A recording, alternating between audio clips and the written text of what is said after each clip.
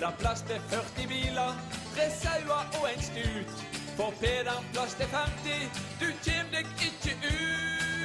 Ikke kjør inn på ferja, har jeg sagt før. Jeg sier kjør inn på ferja. Kjør inn på ferja. Kom an, kom an. Kom an. Det er greit. Peder han er ferjebilligtør. Når han får dirigere, da er han nivigør.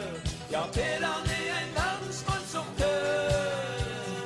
Og rekner alt i hodet, som seg hør og bør. En billig tør. Ja, nå skal vi se her. Det var 4 voksne og 7 unger, ja. Skal vi se her. En voksen, det har vært 12 kroner. Da skulle altså 2 voksne vært 24 kroner. Og hvis du da dobler 2 voksne, så får du 4 voksne, ja.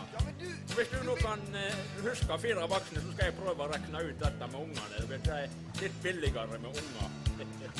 Et øyeblikk skal vi se.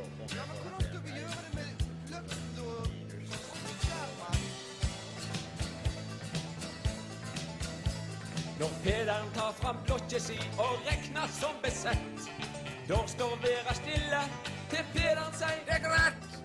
Ingen kalkulator med elektrisk batteri.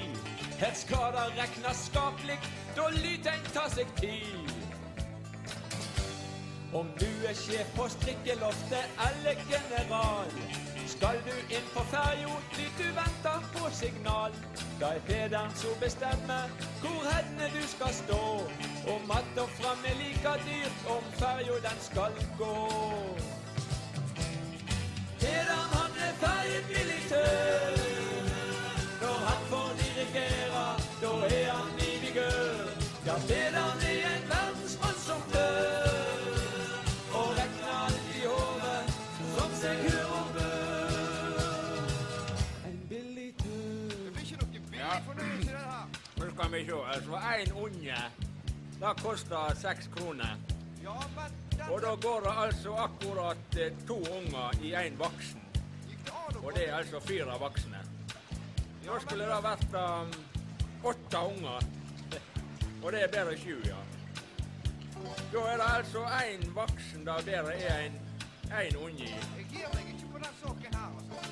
Men det kommer seg vel til neste år, da, din gamle gris. Og Jeg gir meg ikke på den saken her.